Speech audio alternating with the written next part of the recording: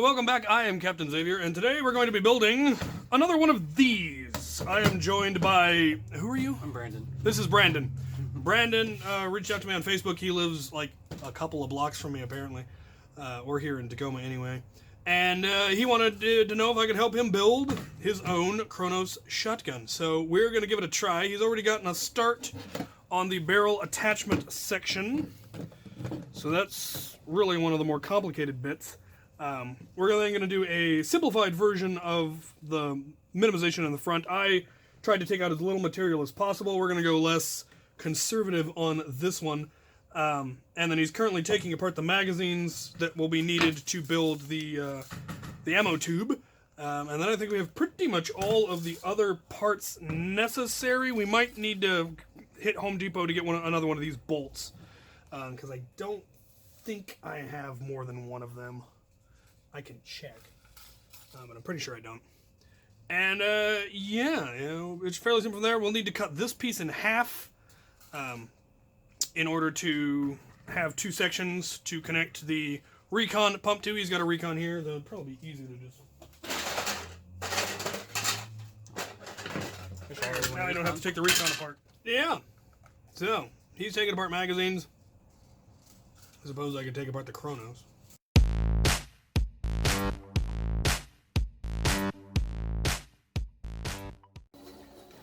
Alright, so we've cut this section off the bottom because we don't need it, it just gets in the way. And then this just gets glued right to this piece with as much glue as you can manage to get in there. And then the only other thing we need to modify is the follower ever so slightly, though I have to remember how. Okay, so we have extended the spring just by taking a spring from a 12-round magazine and a spring from a 7-round magazine and crimping them together. And then we've taken the follower and pointed the end so that it can make it around this curve. And that's really all there is to the magazine. You then just glue it on thoroughly with both, I use both super glue and hot glue in order to tack it all in place. The downside is there isn't a whole lot of material there for it to connect to, and you can't really use epoxy because it needs to be able to move. So thus the combination of hot glue and super glue, which worked, and that just goes on the end. Does this need to go back? No, we don't need that. But keep them. I may have a use for them someday. Alright. Alright, next step. Let's take a look at the barrel. So, is this glued in? No, it's just friction fit. Just friction fit? Okay. Yeah. I had to hollow out the inside with the file yesterday. Yeah. Because you can see too much off of that. Yeah, that'll happen. Now, like I said, the way I did it is I just used a couple of screws drilled in, and then I probably clipped those screws shorter. And we definitely don't need this much barrel. We don't want this much barrel because barrel drag is bad. So we really only need it to be that long.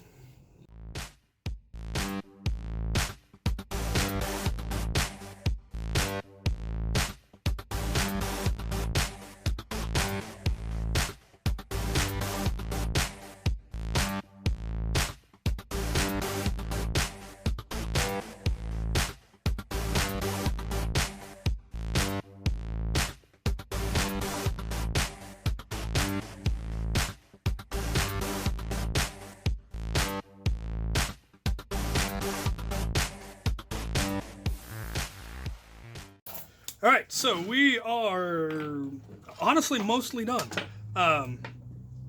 We've got the pump grip made, we've got the magazine and all that attached. This just needs to get attached here, which we will need to do with, like I said, super glue, as well as I do hot glue as well. So super glue the two together, and I really I think I've got some good stuff. And then hot glue around the outside to reinforce it.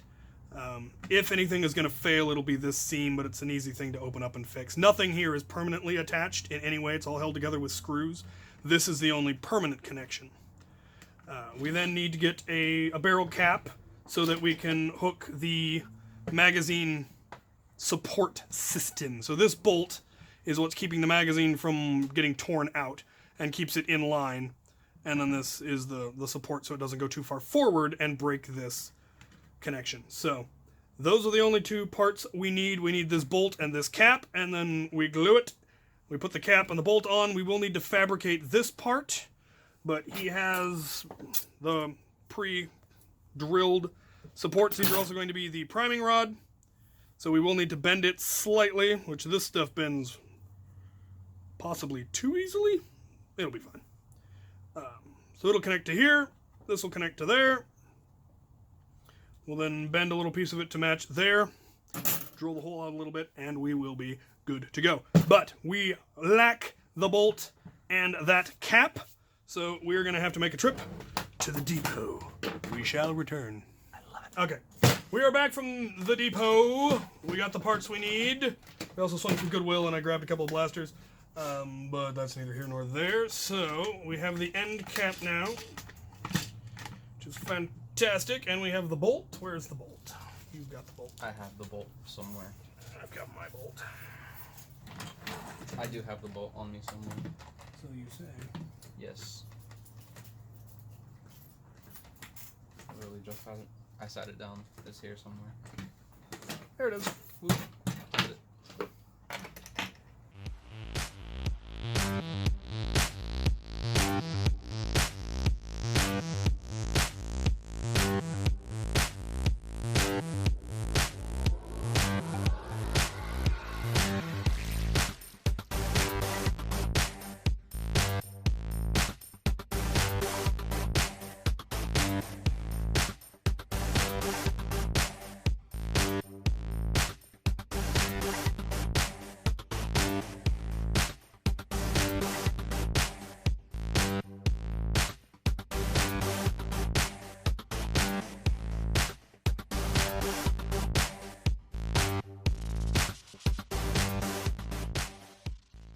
Alright, so I haven't been saying anything on channel. We're done, except for the actual pump part, which he is cutting right now, and then it's a matter of adding a couple of screws, and we'll be done. And I really kind of like the white. This needs to be black. And then I would almost leave the rest of it white.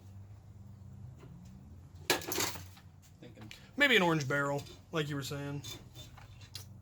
But that's easy to change out because it's not glued in. Or even screwed in. It's just friction fitting. It is done! Other than cosmetics. Obviously, you probably, paint the barrel orange. The tip orange. Possibly get an orange PVC barrel. That would actually look pretty good. The PVC needs a little bit of sanding to get rid of the barcodes and all of that. And probably some kind of a paint job. But yeah. Maybe get some rail on the side or something, but yeah, comes out really nice. The other thing you could add, where's my Kronos? The Magnus one or the orange pistol, the orange one. Yeah. So these are of course Kronoses. I have added another little bit to my Kronos. He actually sent me the link to this top rail thing, and I decided to try giving it a print. And I really like it. You should. I'll print you one to put on here because it's slick. Lovely. And I had to do a little bit of modification to this last piece, just filing it to get it to fit over the top of Iktomi's T-pole. But once it was on there, it fit perfectly. I did have to cut one section out of it, which this usually extends all the way across.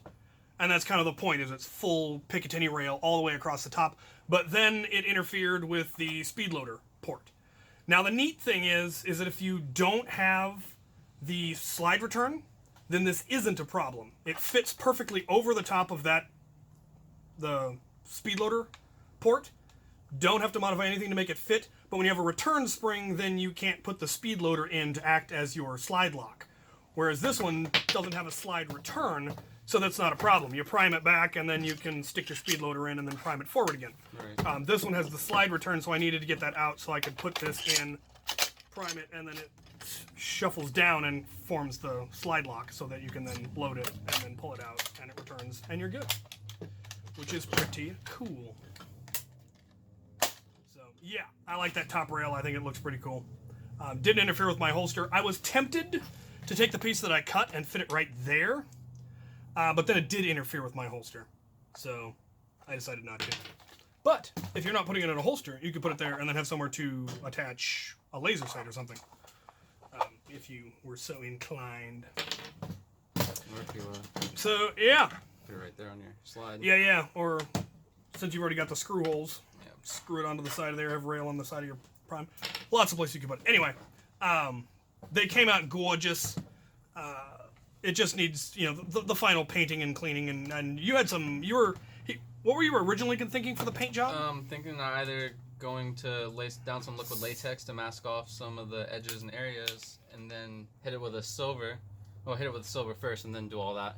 And then after all that, hit it with some black, so all the silver lining will pop out at the end. Yeah. Give it some weathering. Yeah, they're pretty cool. If you haven't seen these before, I built this one right after it came out, and a lot of people were angry that I did that to a Deadpool one, but I don't care. This one now comes out, and the nice thing about it being white is you could do it with the PVC and not even have to paint it, and it wouldn't look that bad. They will now hold 17 rounds, the original 5 plus the 11 or 12 from the magazine. You do have to, for these we had to sacrifice another magazine spring just because you need a longer spring to go all the way up into there. But if you could find a replacement spring to not have to tear apart mags, that would be much, much nicer. But yeah, definitely an excellent start. You can now do the cosmetics, and I have no doubt it will look gorgeous, sir. Oh, I have shall. fun with that. So there we have it. Kronos. Enjoy. Nice meeting you. Thank you. You as well. Get out of my shop.